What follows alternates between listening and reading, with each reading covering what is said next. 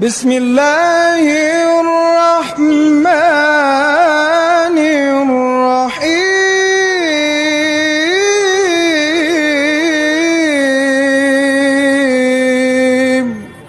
سیرت خاتم الانبیاء محمد مصطفیٰ صلی اللہ علیہ وآلہ وسلم حضرت حلیمہ سعدیہ رضی اللہ تعالی عنہا کی گود میں باب نمبر 6۔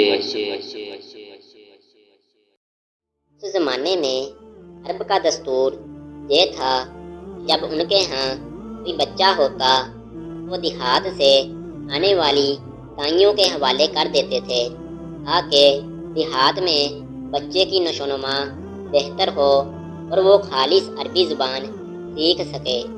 دائیوں کا قافلہ مکہ میں داخل ہوا۔ انہوں نے ان گھروں کی تلاش شروع کی جن میں بچے پیدا ہوئے تھے۔ اس طرح بہت سی دائیاں جناب عبد المطلب کے گھر بھی آئیں۔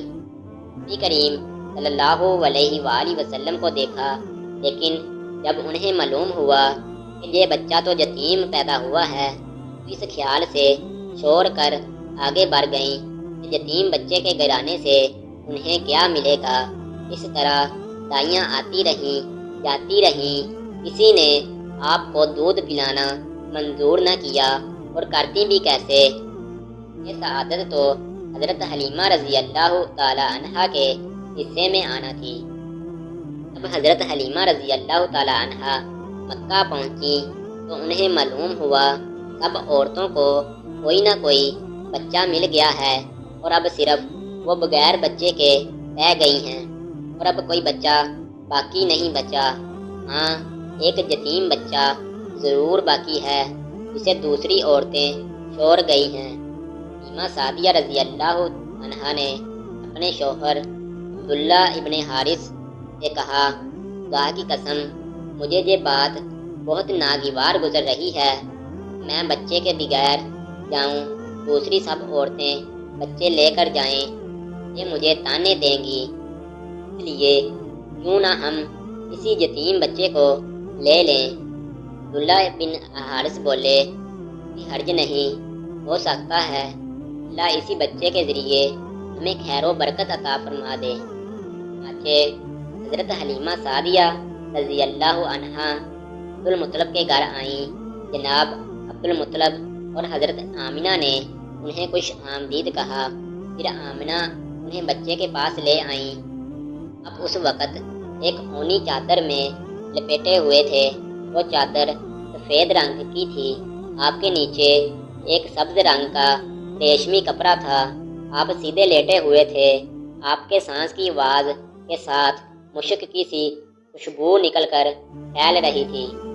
حلیمہ سعدیہ رضی اللہ عنہا آپ کے حسن و جمال کو دیکھ کر حیرت زدہ رہ گئیں۔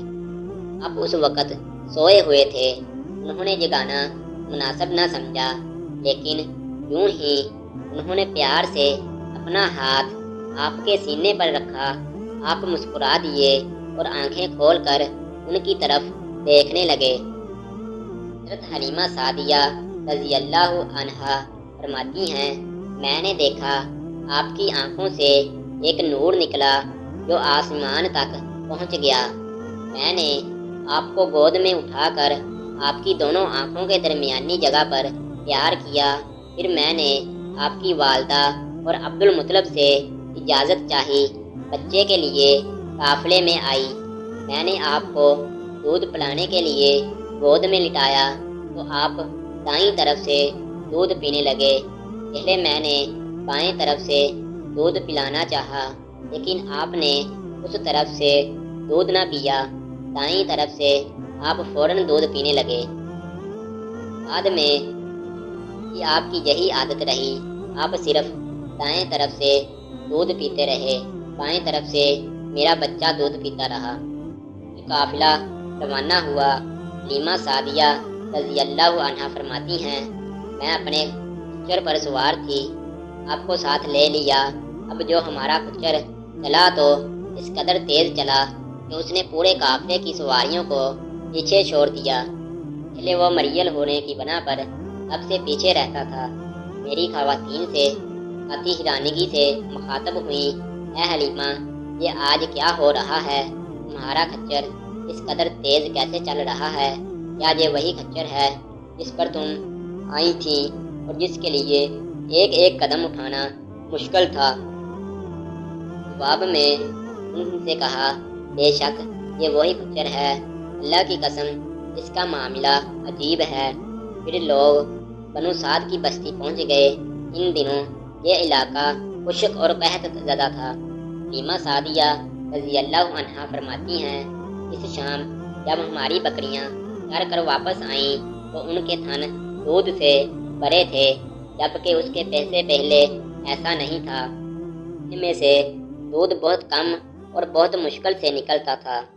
ہم نے اس دن اپنی بکریوں کا دودھ دوہا تو ہمارے سارے برتن بھر گئے اور ہم نے جان لیا کہ یہ ساری برکت اس بچے کی وجہ سے ہے۔ آس پاس کی عورتوں میں بھی یہ بات پھیل گئی۔ ان کی بکریوں بدستور بہت کم دودھ دے رہی تھیں۔ غرض ہمارے گھر میں ہر طرف ہر چیز میں برکت نظر آنے لگی۔ دوسرے لوگ تعجب میں رہے۔ اس طرح 2 ماہ گزر گئے۔ 2 ماہ ہی میں آپ چلنے پھرنے لگے۔ آپ 8 ماہ کے ہوئے تو باتیں کرنے لگے اور آپ کی باتیں سمجھ میں آتی تھیں۔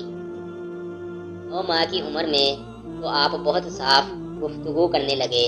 اس دوران آپ کی بہت سی برکات دیکھنے میں آئیں۔ حلیمہ سعدیہ فرماتی ہیں، جب میں آپ کو اپنے گھر لے آئیں تو بنو سعد کا کوئی گھرانہ ایسا نہ تھا جس سے مشک کی خوشبو نہ آتی ہو۔ اس طرح سب لوگ آپ سے محبت کرنے لگے۔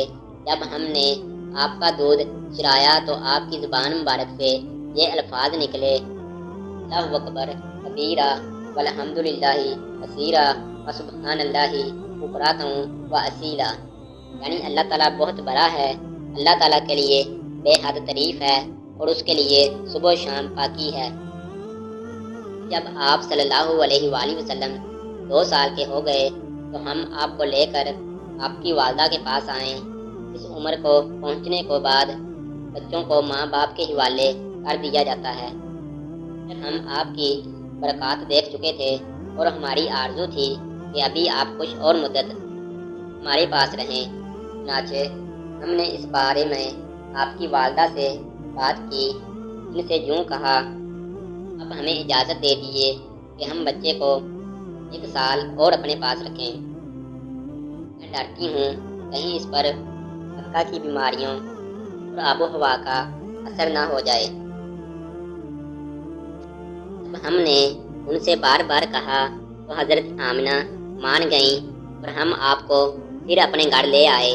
جب آپ کچھ بڑے ہو گئے تو باہر نکل کر بچوں کو دیکھتے، وہ آپ کو کھیلتے نظر آتے، آپ ان کے نزدیک نہ جاتے۔ ایک روز آپ نے مجھ سے پوچھا، امی جان کیا بات ہے؟ ان میں میرے بھائی بہن نظر نہیں آتے۔ آپ اپنے دودھ شریک بھائی عبداللہ اور بہنوں عیسیٰ اور شیمہ کے بارے میں پوچھ رہے تھے۔ حلیمہ رضی اللہ عنہا فرماتی ہیں، میں نے آپ کو بتایا وہ صبح سویرے بکریاں چرانے جاتے ہیں، شام کے بعد گھر آتے ہیں۔ یہ جان کر آپ نے فرمایا، اب مجھے بھی ان کے ساتھ بھیج دیا کریں۔ اس کے بعد آپ اپنے بھائی بہنوں کے ساتھ جانے لگے۔ آپ خوش خوش جاتے اور واپس آتے۔ ایسے میں ایک دن میرے بچے خوف زدہ انداز میں دوڑتے ہوئے آئے اور گھبرا کر بولے، امی جان جلدی چلیے ورنہ بھائی محمد صلی اللہ علیہ وآلہ وسلم ختم ہو جائیں گے۔ یہ سن کر ہمارے تو ہوش اڑ گئے۔ دوڑ کر وہاں پہنچے۔ ہم نے آپ کو دیکھا، آپ کھڑے ہوئے تھے، رنگ اڑا ہوا تھا، چہرے پر زردی چھائی ہوئی تھی، اور یہ اس لیے تھی کہ آپ کو سینہ چاک کیے جانے سے کوئی تکلیف ہوئی تھی، بلکہ ان فرشتوں کو دیکھ کر آپ کی حالت ہوئی تھی۔ حلیمہ سعدیہ رضی اللہ عنہا فرماتی ہیں، ہم نے آپ سے پوچھا کیا ہوا تھا؟ آپ نے بتایا، میرے پاس 2 آدمی آئے تھے، وہ سفید کپڑے پہنے ہوئے تھے، دونوں حضرت جبرائیل اور حضرت میکائیل علیہ السلام تھے۔ ان دونوں میں ایک نے کہا، کیا یہ وہی ہے؟ دوسرے نے جواب دیا، ہاں یہ وہی ہے۔ وہ دونوں میرے قریب آئے، مجھے پکڑا اور لٹا دیا۔ اس کے بعد انہوں نے میرے پیٹ چاک کیا، اس میں سے کوئی چیز تلاش کرنے لگے۔ آخر انہیں وہ چیز مل گئی اور انہوں نے اسے باہر نکال کر پھینک دیا۔ میں نہیں جانتا وہ کیا چیز تھی۔ اس چیز کے بارے میں دوسری روایات میں یہ وضاحت ملتی ہے کہ وہ سیاہ رنگ کا ایک دانہ سا تھا۔ یہ انسان کے جسم میں شیطان کا گھر ہوتا ہے اور شیطان انسان کے بدن میں یہیں سے اثرات ڈالتا ہے۔ اماں سعدیہ رضی اللہ عنہا فرماتی ہیں، پھر ہم نے آپ کو گھر لے آئیں۔ اس وقت وہ میرے شوہر عبداللہ بن حارث نے مجھے سے کہا، حلیمہ مجھے ڈر ہے کہیں اس بچے کو کوئی نقصان نہ پہنچ جائے، اس لیے اسے اس کے گھر والوں کے پاس پہنچا دو۔ میں نے کہا ٹھیک ہے۔ پھر ہم آپ کو لے کر مکہ کی طرف روانہ ہوئے۔ جب میں مکہ کے بلائی علاقے میں پہنچی تو آپ